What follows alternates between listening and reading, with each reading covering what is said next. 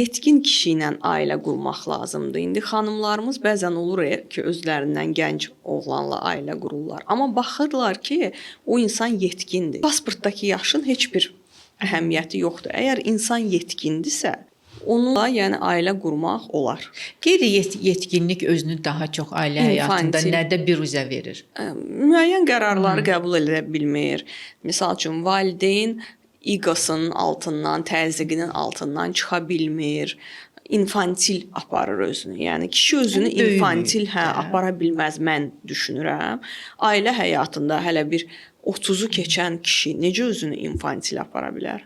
Amma belə də olurmuş. Sən demə həyatda, yəni belə bunu artıq sonralar insanlar, yəni biz xanım olaraq başa düşməyə başlayırıq ki, sən demə belə infantil xasiyyətli kişilər də var. O barədə çətindir ki, yəni məişət barəsində müəyyən misal üçün məktəb yaşlarında məktəbə aparmaq, gətirmək, onların cədvəlləri, iki uşağın cədvəli, yəni eyni düşməyə bilər. Birini aparmaq, birini mən verilişdə otururdum.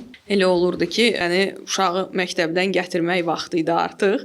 Mən veriliş yekunlaşan kimi qaçırdım. Yəni yadınızdadırsa.